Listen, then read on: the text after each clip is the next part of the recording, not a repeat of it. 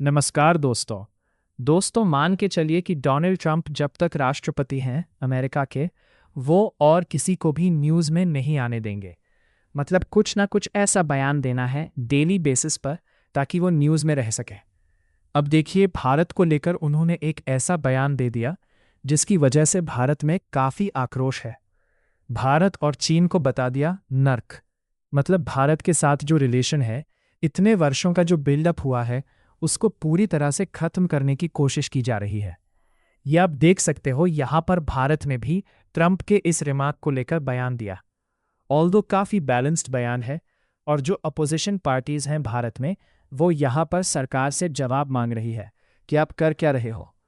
Trump कुछ भी बोल रहे हैं भारत को लेकर, आप यहाँ पर उसका जवाब नहीं दे पा रहे हैं। तो इसको डिटेल से समझने की ज़रूरत है कि आखिरकार ये जो सोशल मीडिया पर पोस्ट शेयर किया था ट्रंप ने, उसमें वो क्या कहना चाह रहे थे। ये सिटीजनशिप का मामला क्या है, भारत को क्यों क्रिटिसाइज किया जा रहा है, वो सब कुछ मैं आपको बताऊंगा। और साथ ही साथ ये भी बता दूं कि फाइनली यहाँ पर यूएस की जो एम्बेसी है, उनको क्लैरिफिकेशन देना पड़ा। ये कहना पड़ा कि India is a great country. वो सब कुछ हम डिटेल से डिस्कस करेंगे। चलिए आगे बढ़ते हैं, शुरुआत करते हैं। सबसे पहले देखते हैं कि कंट्रोवर्सी ट्रिगर कैसे हुआ है। डोनाल्ड ट्रंप ने अपने सोशल मीडिया प्लेटफॉर्म पर एक पोस्ट शेयर कर दिया। देखो, आप सब जानते ही हो कि डोनाल्ड ट्रंप ट्विटर पर तो है नहीं, तो वो सोशल ट्रूथ एक और सोशल मीडिया प्लेटफॉर्म है। वहाँ पर चीज़ों को शेयर करते हैं, अपने बयान देते हैं। तो यहाँ पर हुआ क्या है, डोनाल्ड ट्रंप ने ये जो पूरा पोस्ट है, ये 4 पेज का आप देख रहे हो, ये खुद से नहीं लिखा है, ये किसी और के द्वारा लिखा हुआ है। बेसिकली एक कंजर्वेटिव कमेंटेटर है माइकल सैवेज, उनके द्वारा ये पोस्ट लिखा गया और उसी को हूबहू वैसा ही शेयर कर दिया गया डोनाल्ड ट्रंप के द्वारा। और इसमें भारत और चाइना को हेल होल्स बताया गया है, मतलब नर्क बताया गया है भारत और चाइना को। देखो, चाइना को लेकर तो चलो समझ में आता है, क्योंकि यूएस और चाइना का रिलेशंस काफ़ी खराब है, एनिमी कंट्री या फिर जो भी कह लीजिए। लेकिन इसमें भारत को घसीटना, तो आप समझ सकते हैं कि रिलेशंस कितना खराब हो सकता है। तो ये जो स्टेटमेंट है ना, ये बेसिकली किस कॉन्टेक्स्ट में है, ये समझने की कोशिश करिए। यूएस का जो इमिग्रेशन और जो बर्थ राइट सिटीजनशिप पॉलिसीज़ है, उसके कॉन्टेक्स्ट में आपको ये पूरा पोस्ट देखने को मिलेगा।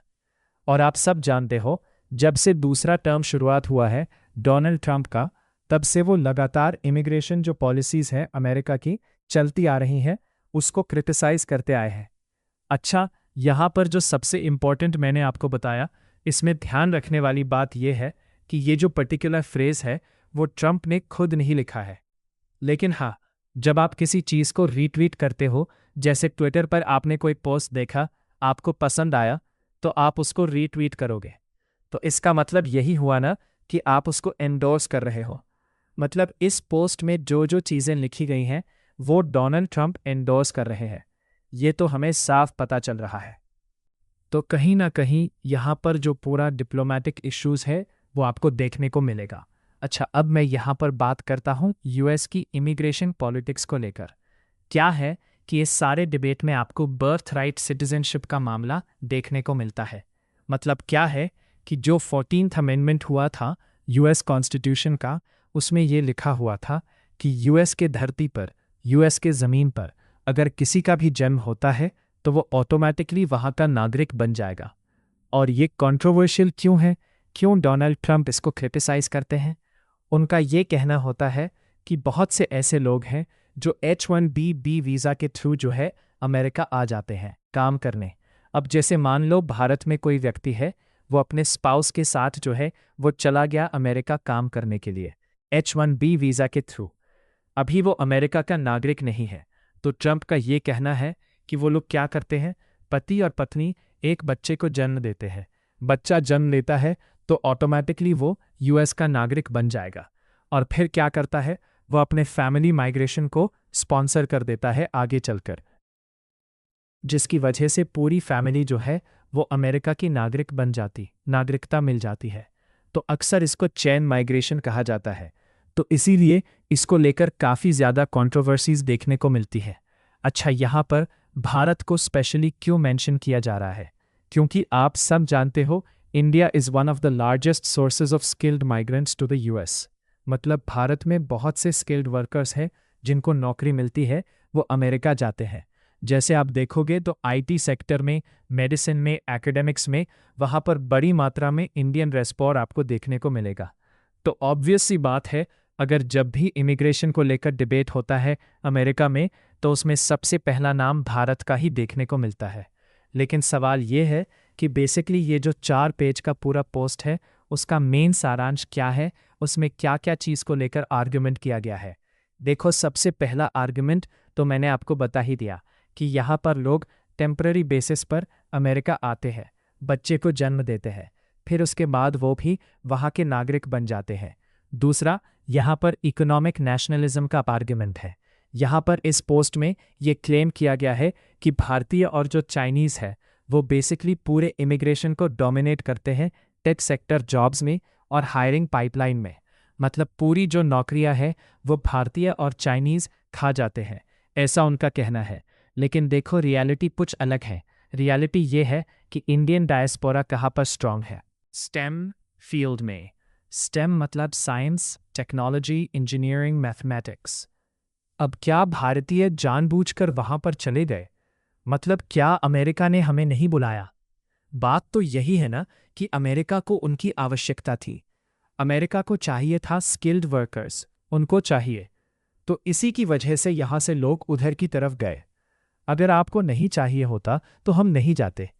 ये सिंपल सी चीज़ें हैं, लेकिन वो बात समझ नहीं आती। फिर इसके अलावा कल्चरल आइडेंटिटी का भी आर्गुमेंट आ जाता है कि यहाँ पर से जितने लोग जा रहे हैं भारत से, चाइना से, वो वहाँ के लैंग्वेज पैटर्न को चेंज कर रहे हैं। अमेरिकन जो आइडेंटिटी है वो कमज़ोर हो रही है। ये कुछ वैसा ही देखने को मिलेगा। पहले भी इस तरह की चीज़ें हुई हैं। 19वीं सदी में एंटी आयरिश जो सेंटिमेंट हो गया, 20वीं सदी के स्टार्टिंग में एंटी आसियान हो गया, और अब इस तरह की चीज़ें देखने को मिलेंगी। फिर इसके अलावा अमेरिका में जुडिशरी को भी काफ़ी क्रिटिसाइज़ किया जाता है कि जुडिशरी जो है वो इमिग्रेंट्स को प्रोटेक्ट करती है, उनको वहाँ से हटाती नहीं है। तो ये पूरा आर्ग्यूमेंट जो है ये 4 पेज के पूरे पोस्ट में आपको देखने को मिलता है। अच्छा, यहाँ पर क्वेश्चन ये है कि ये जो रिमार्क है ना, हेल होल, ये इतना मायने क्यों रखता है? क्योंकि डिप्लोमेसी में आप इस तरह के शब्द का इस्तेमाल नहीं करोगे, और स्पेशली जब हम भारत और अमेरिका के रिलेशंस की बात करते हैं। अमेरिका का राष्ट्रपति भारत को नर्क बताए, ये कैसे एक्सेप्टेबल होगा, राइट? और भारत और चाइना एक अपने आप में सेंसिटिव केस है। भारत स्ट्रेटेजिक पार्टनर है, अमेरिका का Indo Pacific strategy quad alliance में है। हम वही चाइना की अगर हम बात करें तो चलो एक बार के लिए कह सकते हो आप कि ट्रंप बड़बोले हैं, कुछ भी बोल सकते हैं। चाइना को उन्होंने बोल दिया, लेकिन भारत को ये चीज़ कहना ये शोभा नहीं देता। लेकिन क्या कर सकते हो, ट्रंप का कम्युनिकेशन स्टाइल ही वैसा है। मतलब आपको मैं बताऊं तो ट्रंप ने ये चीज़ जो लिखा है ना, वो तो बस वो देखे होंगे कि यहाँ पर सिटीजनशिप को लेकर क्रिटिसाइज किया गया है। ये सारी चीज़ें हैं, और उन्होंने एक प्रकार से उसको सोशल ट्रूथ पर शेयर कर दिया होगा। लेकिन क्या उन्होंने एग्जैक्टली ये सोचा होगा कि इसमें भारत का भी नाम है? शायद लगता नहीं है। यहाँ पर आप सोचो, डोनाल्ड ट्रंप कई बार ऐसे लैंग्वेज का इस्तेमाल करते हैं, वो बेसिकली नेशनलिज्म को दिखाने के लिए, इमिग्रेशन रिस्ट्रिक्शंस को दिखाने के लिए। अमेरिका फर्स्ट पॉलिसी, लेकिन अल्टीमेटली डिप्लोमेसी में इसका काफ़ी नुकसान होता है। और इसीलिए आप देखोगे भारत के अंदर इसको लेकर काफ़ी बवाल हो रखा है। यहाँ पर जो अपोजिशन पार्टी के लीडर हैं मल्लिकार्जुन खड़गे, उन्होंने कहा है मोदी जी के जो डियर फ्रेंड है ट्रंप, उन्होंने भारत को अब्यूज़ किया है, यहाँ पर भारत को टारगेट करने की कोशिश की है। और उसी ने उन्होंने सवाल उठाया कि मोदी जी कब तक साइलेंट रहेंगे। यहाँ पर जो मिनिस्ट्री ऑफ एक्सटर्नल अफेयर्स के स्पोक्सपर्सन हैं, उन्होंने कहा कि that is where I leave it. लेकिन नरेंद्र मोदी जी को क्यों डर लगता है, ऐसा यहाँ पर उन्होंने सवाल उठाया है। भारत ने काफ़ी इंपॉर्टेंट रोल प्ले किया है अमेरिका के सक्सेस में, तो हम यहाँ पर हाईएस्ट लेवल पर अमेरिकन गवर्नमेंट से सवाल क्यों नहीं पूछ रहे हैं कि आखिरकार भारत को इस तरह से क्यों बोला जा रहा है। और साथ ही साथ यहाँ पर यूएस ट्रेड डील फ्रेमवर्क, बहुत सारी चीज़ों को लेकर उन्होंने सवाल उठाया चीज़ों को लेकर बारे में बात की। तो बेसिकली सवाल यही उठता है कि भारत सरकार इसको लेकर क्यों नहीं जवाब दे रही थी। तो जब भारत सरकार को क्रिटिसाइज किया गया, उसके बाद आपको देखने को मिलेगा हमारी जो एक्सटर्नल अफेयर्स मिनिस्ट्री है, उन्होंने यहाँ पर इसको लेकर बयान दिया है। और हमने एक तो क्या किया है, इसको रिजेक्ट किया है। ट्रंप का ये जो कहना है हेल होल भारत को, उसको रिजेक्ट किया। और हमने यह भी कहा है कि it is uninformed, inappropriate, in poor taste. ये 3 शब्दों का इस्तेमाल किया। आप देखोगे यहाँ पर we have seen the comments, ऐसा भारत सरकार का कहना है। The remarks are obviously uninformed, मतलब भारत सरकार ये कह रही है कि ट्रंप ने जो कहा है ना, वो शायद उनको उनके बारे में चीज़ों को पता नहीं कि भारत और यूएस के रिलेशंस कैसे है। और जो भी कुछ कहा है वो इनएप्रोप्रिएट है, वो सही नहीं है, बहुत ही पुअर टेस्ट में है। They certainly do not reflect the reality of India US relationship.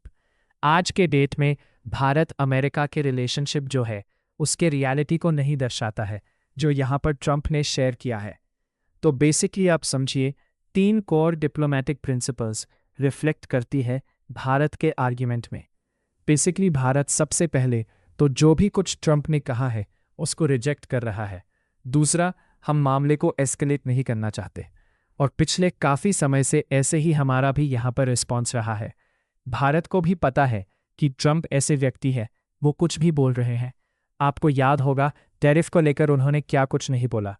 तो भारत भी बहुत ज़्यादा चीज़ों को एस्केलेट नहीं करता है। हमें भी पता है कि कुछ समय के लिए ट्रंप है, फिर उसके बाद चले जाएंगे, लेकिन भारत और अमेरिका का जो रिलेशन है वो तो यहाँ पर रहेगा ही रहेगा, राइट? अभी भारत फिर कुछ और बोलेगा, फिर ट्रंप कुछ और बोलेंगे, ऐसे और ज़्यादा चीज़ें खराब होंगी। तो भारत बेसिकली इन सब चीज़ों में पड़ना नहीं चाहता है, और हम अपना जो रिलेशंस है वो बेसिकली स्टेबल रखने की कोशिश कर रहे हैं। खैर, यहाँ पर यूएस का रिस्पॉन्स क्या आया जैसे ही भारत ने ये सारी चीज़ें कही, और उसके पहले अगर आप देखोगे तो जो बैकलैश हो रहा था भारत में, तो अमेरिका को ये बात समझ में आ गई, इस तरह से चीज़ें नहीं चलेंगी। और इसीलिए जो अमेरिकन एम्बेसी है भारत के अंदर नई दिल्ली में, उन्होंने इस चीज़ को क्लैरिफाई किया, कहा India is a great country. उन्होंने उनके जो ऑफिशियल्स हैं उन्होंने कहा कि देखिए ट्रंप ने पहले भी भारत को ग्रेट कंट्री बोला है, पीएम मोदी को डियर फ्रेंड यहाँ पर बोला हुआ है, तो चिंता करने की बात नहीं है। बेसिकली भारत और यूएस के रिलेशंस काफ़ी अच्छे हैं, ये अमेरिका अपनी तरफ से सफाई दे रहा है। तो ये डैमेज कंट्रोल आप कह सकते हो। मतलब मैंने वही बोला ना, ट्रंप को जो मन आता है, जैसे मन आता है वो बोल देते हैं। अल्टीमेटली जो अलग अलग देश में जो एम्बेसडर है उनको चीज़ों को संभालना पड़ता है, तो कुछ वैसा ही आपको यहाँ पर भी देखने को मिलेगा। अच्छा, यहाँ पर एक और इंटरनेशनल डायमेंशन है। ये ट्रंप ने जो कह दिया ना, नर्क भारत को और चाइना को, इसका फ़ायदा आप देखिए ईरान उठा रहा है।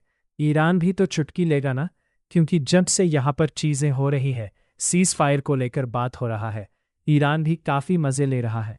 और ईरान ने भी यहाँ पर भारत को डिफेंड किया और कहा कि it is cradle of civilisation.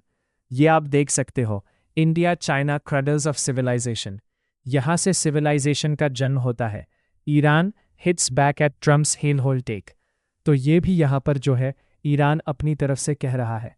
अच्छा, यहाँ पर जाने से पहले एक लीगल डायमेंशन जो आपके मन में सवाल आएगा कि क्या जो बर्थ राइट सिटीजनशिप है वो ख़त्म होने वाला है अमेरिका में? इतना आसान नहीं होगा, क्योंकि अमेरिका के संविधान में बदलाव करना ये बहुत बड़ी बात होती है।